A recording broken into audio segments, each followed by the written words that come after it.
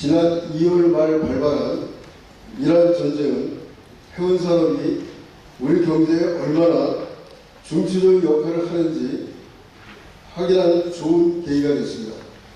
전략 물자와 생활필수품 등을 수송하며 국제 무역의 대동맥 역할을 해온 수천 척의 선박과 수만 명의 선원이 호르무즈 해협에 갇히면서 세계 경제는 그야말로 대혼란에 빠졌습니다. 이런 가운데 전략 상선대와 전략 행사 도입을 주제로 한 이번 해운 기자들 세미나는 각별한 의미를 갖습니다. 국내 해운업계는 88척 규모의 국가 필수 선대를 확장해 200척 규모의 국가 전략 상선대를 조성하는 내용으로 하는 법제화를 현재 추진하고 있습니다. 전략 상선대 계획이 성사가 되면 이번 중동 전쟁 같은 일상화된 공급망 위기 상황에서 국가 안보를 실현하고 경제와 해운 물류망의 회복력을 강화하는 토대를 마련할 것으로 기대됩니다. 해운과 선원이 있기에 우리 식탁의 먹거리도 공장의 원자재도 끊김없이 들어올 수 있고 우리 제품이 세계 시장을 누릴 수 있습니다. 해양수산부는 해운 산업의 경쟁력을 높이기 위해 선박금융지원 확대, 세제 개편, 국가 필수 선박제도 개선 등 다각적인 방안을 추진하겠습니다. 아울러 선원의 안정적 확보와 역량 강화를 위해 승선근무 예비역을 유지하고 첨단 선박에 대한 전문성을 제고하는 일에도 힘써나가고자 합니다. 이제 선원은 단순한 문화 인력이 아니라 국가 공급망과 경제 안보를 지탱하는 핵심 인적 자산으로 인식되어야만 합니다. 특히 전략 상선대 운영과 함께 국적 선원의 안정적 확보와 양성은 선택이 아닌 국가적 과제가 되고 있습니다. 선원 인력 구조의 변화는 이제 개별 회사가 아닌 우리 해운 산업 전체의 지속 가능성을 좌우하는 중대한 과제가 되었고 경제 안보 차원에서도 국가가 함께 고민해야 할 전략적 과제로 부상하고 있습니다.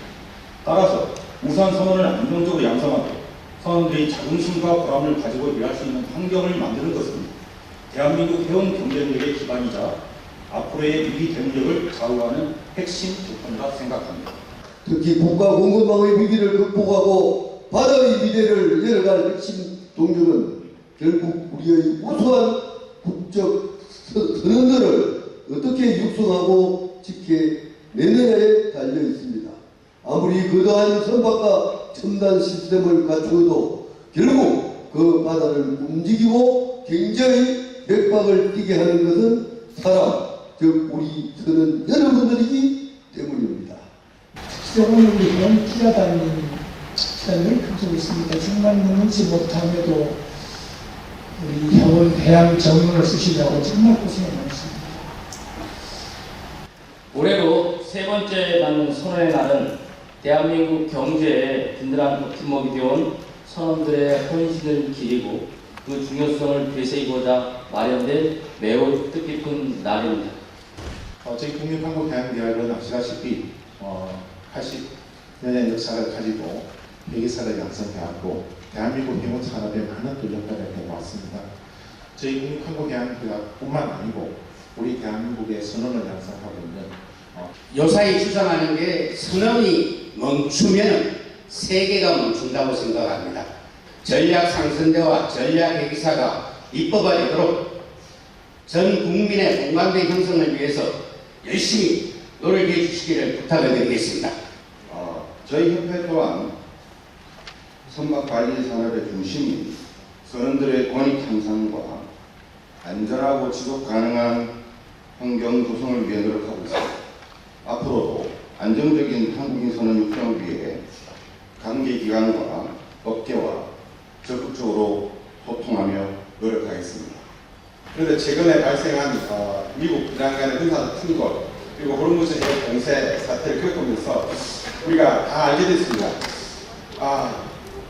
바다가 길이 막히는 순간 우리 대한민국 경제와 그 대한민국의 생존 자체가 마비된다라고 하는 사실입니다. 먼 바다에서 일어난 일이었지만 우리 경제에 큰 문제를 일으키고 또 2000년대 이후 글로벌 해상 리스크가 어떻게 발생했는가라는 추이를 보고 있습니다. 2001년 9.11 테러 이후에 ISPS 코드가 도입되면서 해상 물류에서 보안이라고 하는 것이 핵심 변수로 들어왔고, 그리고 2009년 소말리아 해적 사태를 겪으면서 해상 교통의 안전이 운임과 직결된다라고 하는 것을 우리가 알게 되었습니다.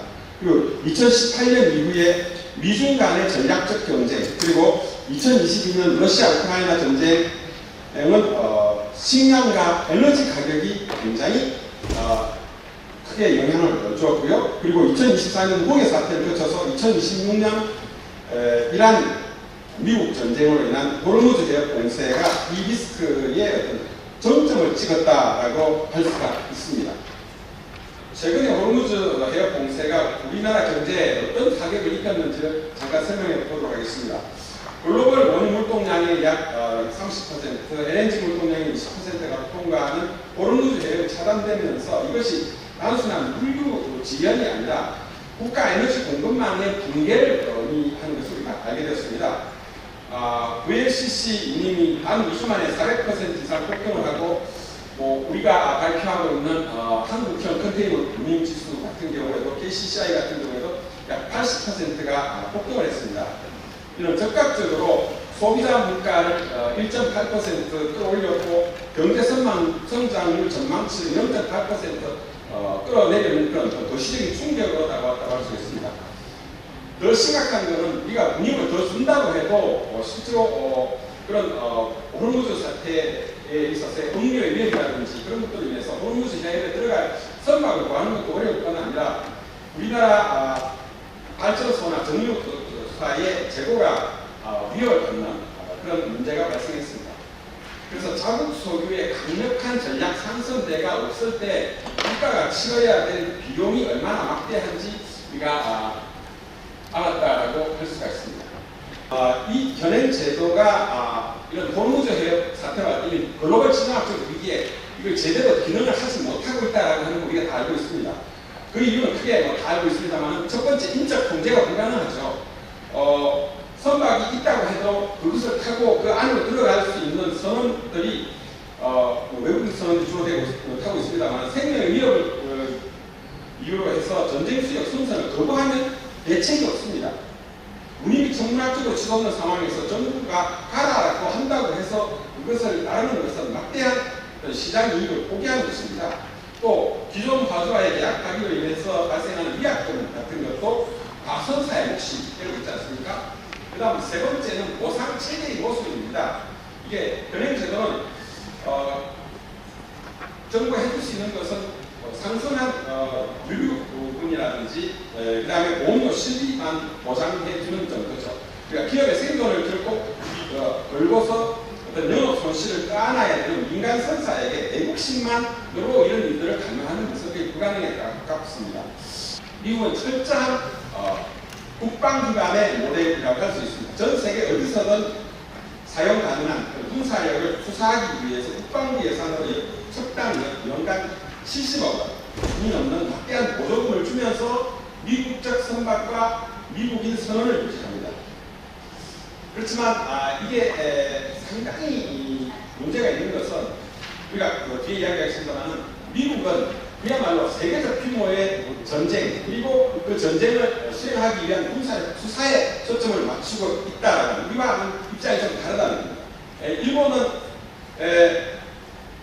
평상시에는 편의시적선으로 저렴하게 운영하게 하다가 위기시에는 즉시 일본 국적으로 전환하는 준일본 선박 제도를 운영을 하고 있고, 이것은 여러 가지 세제 지원이라든지 또 국적선언 육성이라든지 하는 그런 체계와 연계가 되어 있다는 점을 우리가 이해를 하셔야 되겠습니다. 우리가 이제 상당히 벤치마킹 할 수 있는 또 다른 제도는 대만입니다. 대만 같은 경우에는 아예 양민해운과 같은 방구경 선사의 지분을 정부가 갖고, 그리고 전시 공세라는 것에 대비해서 민간 자산을 즉시 증가할 수 있는 그런 권한을 갖고, 그런 것들을 전시에 유기재하기 위해서 평상시에는 전량 전략물자에 대한 자국선 우선 적시 구조를 가지고 있다라고 하는 점에서 우리가 좀 참고를 할 만하다고 생각합니다. 그래서 우리나라는 미국처럼 막대한 국방 예산을 쏟아부을 수도 없지만 또 글로벌 산업 경쟁력을 유지하면서도 위기 시에 국가를 지킬 수 있는 하이브리드 형태의 전략 상승대, 즉 한국형 경제 안보 선대의 모델이 필요하다라고 생각을 합니다. 그래서 미국과 우리나라 그리고 일본을 이렇게 비교해서 보면 최우선 목적이라든지 수송 타겟이라든지 핵심 위협이라든지 지원 방식이라고 하는 것이 우리가 미국처럼 한 척에 70억씩 이렇게 정액적으로 이렇게 쏟아부을 수는 없지만 적어도 우리가 할 수 있는 여러 가지 제도적인 그런 직접 세제 지원이라든지 또 간접적인 지원이라든지 하는 그런 방법을 할 수도 있지 않겠는가라고 하는 것이 제 생각입니다. 첫 번째 해야 될 것은 파편화된 여러 가지 법령을 하나로 묶는 가칭 국가공급망 기본법을 제정해야 한다고 생각합니다. 지금 현재 공급망 안정화 기본법이라고 하는 것이 기획재정부 산하에 있습니다만 이것하고는 다른 해양 안보가 포함된 국가공급망 기본법을 우리가 가지고 와야 되겠다는 생각입니다. 현재 해양수산부, 산업부 그리고 해양부 등에 쪼개져 있는 권한을 신속한 위기 대응이 위기가적으로 불가능하기 때문에 이런 법을 만들고 그리고 종실 산하의 해수부가 실질적인 책임을 지는 경제안보 해양위원회를 신설해서 일사불란한 그런 컨트롤 타워를 세워야 한다고 생각합니다. 또한 위기 단계를 명확하게 3단계로 나누어 가지고 평시에는 우리나라 한국 상선대를 육성하고 운영을 하고 훈련을 하고 또 전면적인 위기 페이스 3에 가게 되면 대통령 직권으로 선대를 동원하고 동시에 선사들에게 기존 민간 계약에 대한 완벽한 법적 면책 특권을 부여하는 등의 실효성 있는 그런 행동 매뉴얼을 법에 명시할 것을 제안드립니다. 그래서 경제안보 선대를 구성할 때 모든 선박을 한꺼번에 한 번에 다 공제를 할 수는 없기 때문에 실행 가능성이 높은 1순위로 우선 VLCC 원유 운반선이나 LNG 운반선과 같은 그런 에너지 화물을 수송하는 선박들을 우선으로 두고 이 선박들이 단임 화물만 싣고 있고 또 대개 가주가 국내 에너지 사거나 국영선사, 국영기업인 경우가 많기 때문에 이해관계가 단순하고 또 국가가 비상시에 경로를 공제하거나 또 선적이 바뀐다고 하더라도 국제적인 어떤 그런 법적 분쟁 소리가 가장 적기 때문에 1순위로 먼저 에너지 운송선 그리고 2순위로 곡물과 핵심 광물을 나르는 벌크선 그리고 세 번째로 도입해야 될 것은 컨테이너선. 그래서 에너지 벌크 컨테이너선으로 전략선선대, 경제 안보 선대를 구성할 것을 제안드립니다. 그리고 이 선대를 유지를 하려고 하면은 화물과 배가 있어야 되기 때문에 이를 위해서 단순한 그런 화물 우선 적시를 뛰어넘어서 국제 무역 분쟁의 우려가 가장 낮은 경제 안보 입찰 제도를 저는 제도를 법제화할 것을 제안드립니다.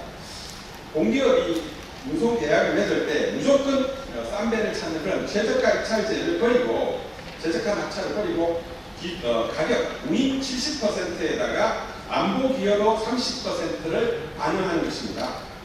한국인 대리사가 얼마나 타고 있는지 또 경제 안보 선대로 지정이 되었는지가 평가 기준으로 삼는 그런 안보 입찰을 하자는 것입니다.